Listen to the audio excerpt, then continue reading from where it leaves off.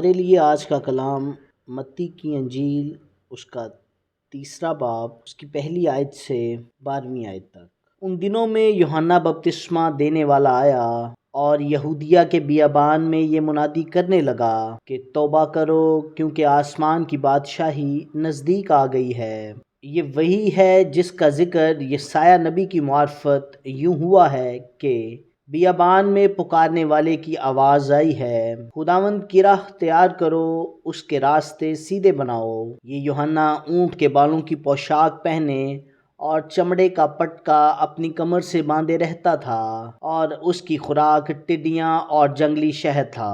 اس وقت یروشلم اور سارے یہودیہ اور یردن کے گرد و نواح کے سب لوگ نکل کر اس کے پاس گئے اور اپنے گناہوں کا اقرار کر کے دریائے یردن میں اس سے بپتسمہ لیا۔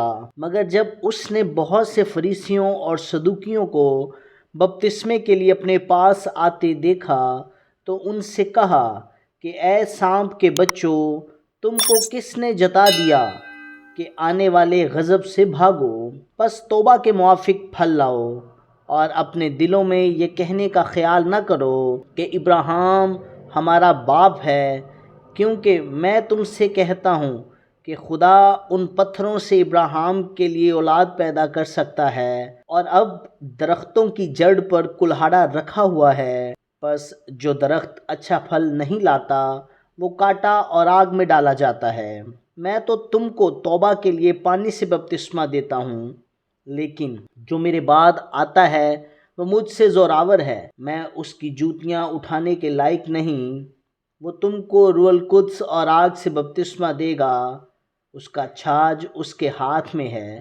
وہ اپنے کھلیان کو خوب صاف کرے گا اور اپنے گیہوں کو تو کھتے میں جمع کرے گا، مگر بھوسی کو اس آگ میں جلائے گا جو بجھنے کی نہیں۔ آمین۔ خداوند کا پاک کلام پڑھا اور سنا جانا ہم سبوں کے لیے باعث برکت ہو۔ خدا کا شکر ہو۔ آمین۔